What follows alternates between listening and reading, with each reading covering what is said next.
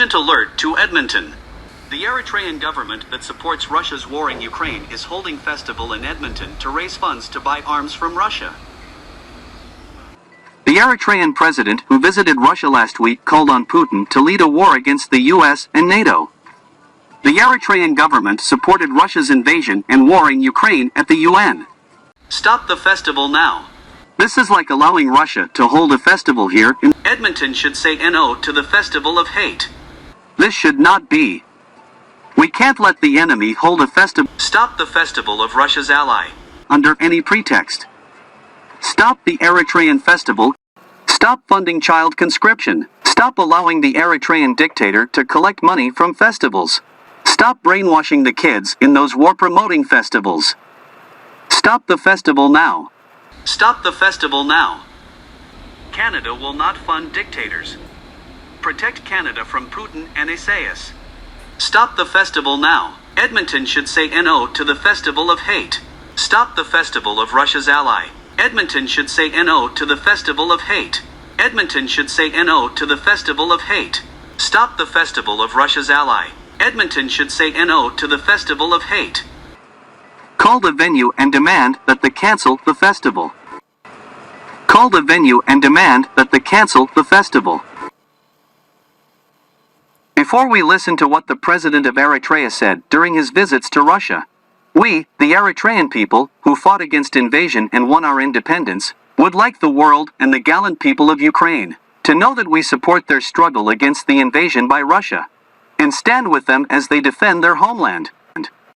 Eritrean President Isaias Afwerki just visited Russia, and he had some interesting things to say about Russia and the world and the West and the relationship, especially the US and the NATO has with African countries. It's not a secret that Eritrea supported Russia when it comes to the UN Security Council voting. They voted no to condemning Russia, and they never hid the fact that they want a good relationship with Russia, and they don't support what the Western countries do to other countries. So this is the interview he gave while in Russia. We were against the imposition of sanctions against the Russian Federation. It's not because we are doing any favor to the Russian Federation. This is war declared on Russia, led by Washington and NATO. It's not because we are doing any favor to the Russian Federation. This is war declared on Russia, led by Washington and NATO. When people talk about Russia, Ukraine, I say there is no Russia-Ukraine war at all. There is no Russia-Ukraine conflict. This is war declared by NATO on Russia. The war declared by NATO on Russia is not only for Russia, it's for dominating the whole world. It's for hegemony. This is an agenda developed after the end of the Cold War. They came up with this fantasy about containing Russia, containing any power, small, big, that challenge them technologically, economically, socially, culturally. They have to contain everybody. This defunct ideology, it's a defunct ideology. I say Russia did not do its preparation to face this declared war. Even though Russia was aware about the dynamics of what was going on. NATO is defunct. NATO does not exist. NATO is under intensive care. EU does not exist. EU is under intensive care. Now, 30 years ago, when they decided to contain Russia, they felt that was the major threat for them. China was not considered a threat at that time. Now they know. They missed the point. They couldn't contain Russia. They will never contain Russia. Ukraine is a sacrifice. Ukraine is a price they have to pay. They will not pay it on their own. They will provide billions and billions, even trillions, to continue this war. And now we need to have the narrative straight. This is not war between Russia and Ukraine. This is declared war against Russia because Russia was the major threat at the time. Now they can't dominate the whole world. They have to defeat Russia so that they hegemonize everything. No one should be their equal technologically, militarily they have to be superior, economically they have to control everything, grab every resource here and there, technology under their control. That dream is no more. Now the fighting going in Ukraine, it's their battleground. That battleground is a sacrifice for them. And we need to put this straight on the record. When a big meeting like this, Russia, Africa is held, people will have to come to a consensus. This is not war between Russia and Ukraine, to me. And anyone who has a different explanation will have to tell me. This is war declared on Russia, but declared war for hegemony. The last 30 years, we have seen the details of the mechanics of this declared war. This last event is the final phase to me. It will end sometime. NATO will not get out of intensive care. EU will not get out of intensive care. These are systems that are crumbling. It's only a matter of time.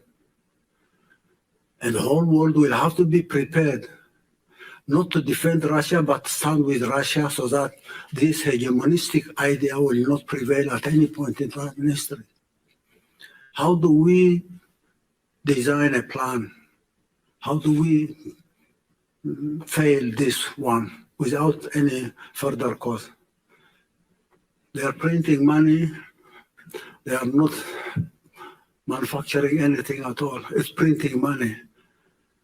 And this has been one of their weapons globally. The monetary system, the global monetary system, controlled by dollar and euro, has been used. Sanctions here, sanctions there, sanctions there, grabbing this account, grabbing that account, has been one of their tools. This is not going to continue indefinitely.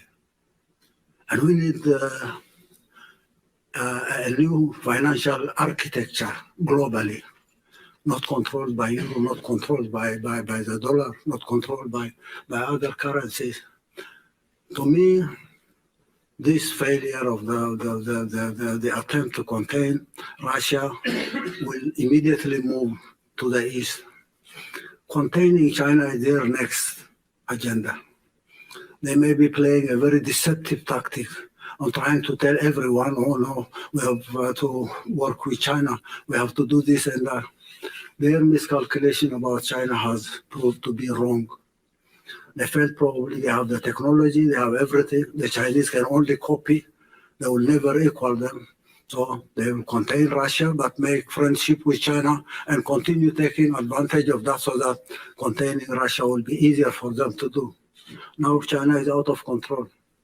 Containing China from Taiwan, from India, from Japan, from South Korea, from Australia. How do they do it? How will they do it? That challenge is coming next. But first they need to deal with Russia. How are they going to deal with Russia and then next move to China? How can they deal with everybody? How do they contain us? Imagine this tiny Eritrea is being contained by them. We're being punished with their sanctions every time. We have to be punished because we're not bowing. We are not bowing to their conditionalities. We are a very small threat. We are not even a threat to them. But they have to contain us. Sanctions, sanctions, sanctions, sanctions, conflict here, conflict there. Now, I think we need to strategize. And I say Russia will have to lead this strategy. Russia will have to design a plan on facing this declared war. Not only on Russia, but it's a global war. And everybody should come and join Russia on this strategy. The sooner the better. The easier way we can control this hegemonistic strategy and frustrate that strategy, we give peace. Development will come. Nobody is going to bother us. Nobody is going to bully everybody. Sanction, sanction, bully, defamation, demonize, psychological warfare, sanctions. We need a strategy, an alternative strategy for this hegemonistic declaration of war.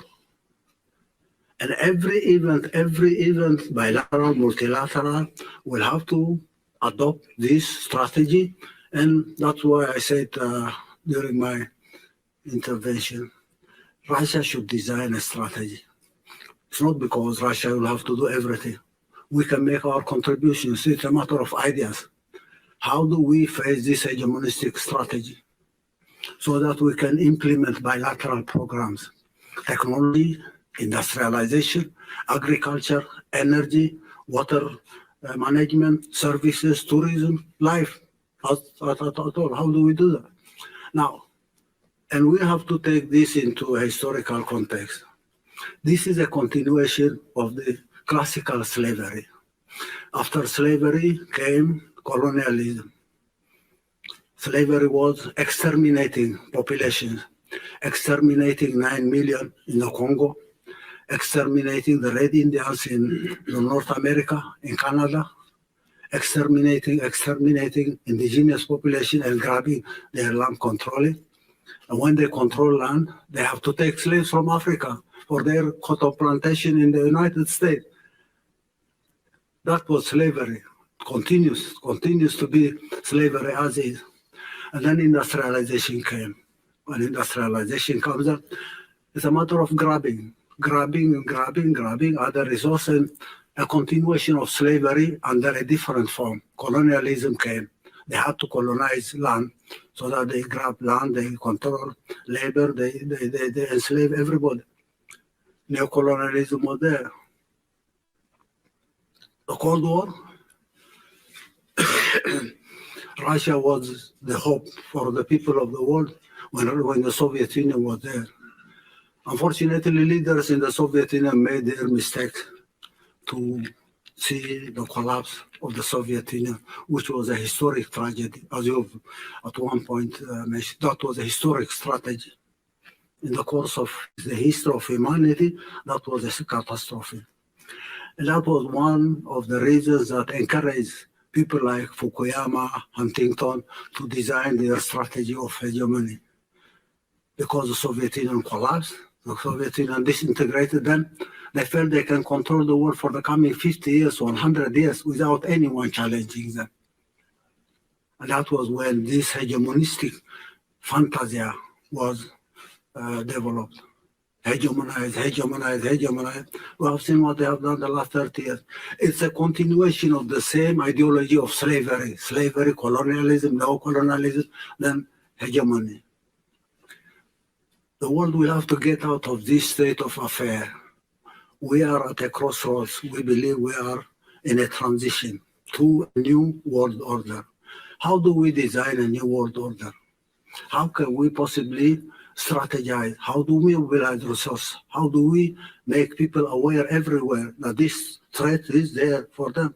And they get out of this so that they can enjoy their liberty, their freedom, their development without this hegemonistic idea.